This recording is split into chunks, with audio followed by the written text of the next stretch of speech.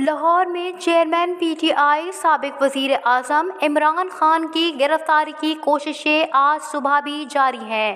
Police کے ساتھ rangers کی بھاری نفری بھی زمان پارک پہنچ گئی۔ پولیس کی تازہ دم دستے اور پی ٹی آئی کارکن صبح سویرے ہی آمنے سامنے آ گئے۔ تحریک انصاف کے کارکنوں نے پولیس کے ساتھ رینجرز پر بھی پتھراؤ کیا۔ لاہور کے زمان پارک کے باہر پی ٹی آئی کے کارکنوں کو منتشر کرنے کے لیے پولیس کی جانب سے ایک بار پھر آنسو گیس کی شیلنگ اور واٹر کینن کا استعمال کیا گیا۔ اسپتال ذرائع کے مطابق پولیس اور کارکنوں کے درمیان جھڑپوں میں 64 افراد زخمی ہوئے۔ زخمیوں میں 54 پولیس اہلکار اور 8 شہری شامل ہیں۔ اسپتال ذرائع نے بتایا کہ 51 پولیس اہلکار سروس اسپتال اور 3 میو اسپتال لائے گئے۔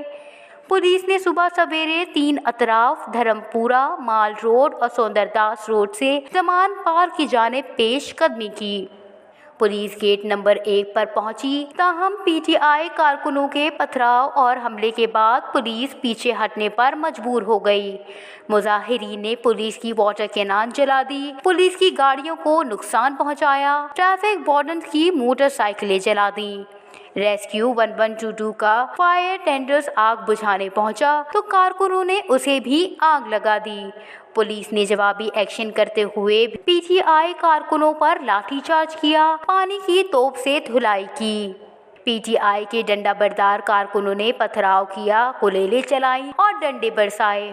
پتھراؤ سے D I G Islamabad Shahzad Bukhari, S P Amara Shirazi, D P O Sheikhupura بھی زخمی ہوئے۔ پولیس نے شیلنگ کی، جس کے دوران کچھ شیل عمران خان کے گھر کے اندر بھی گرے۔ پی ٹی آئی کے کارکنوں نے مال روڈ پر توڑ پھوڑ کی، فینسی لائٹیں توڑ دیں، جنگلے اکھاڑ دیے، فٹ پاتھ پر لگی ٹف ٹائلیں توڑ کر پولیس پر پتھراؤ کیا۔ جھڑپوں کے بعد مال روڈ کلیئر کرا دیا گیا۔ پولیس کی جانب سے پی ٹی آئی کے 15 سے زائد کارکنان گرفتار کر لیے گئے۔ واضح رہے کہ اسلام آباد کی عدالت نے توشہ خانہ کیس میں چیئرمین پی ٹی آئی کی استثناء کی دائر کی گئی درخواست پر محفوظ کیا گیا فیصلہ سناتے ہوئے عمران خان کے ناقابل ضمانت وارنٹ گرفتاری بحال کر دیے تھے۔ عدالت نے پولیس کو حکم دیا تھا کہ 18 مارچ کو عمران خان کو گرفتار کر کے پیش کیا جائے۔ پولیس کا کام ہے کہ عمران خان کو عدالت میں پیش کرے۔ عدالت نے عمران خان کی حاضری سے استثناء کی درخواست بھی خارج کر دی تھی، جس کے بعد چیئرمین پی ٹی آئی کے ناقابل ضمانت وارنٹ گرفتاری بحال ہو گئے تھے۔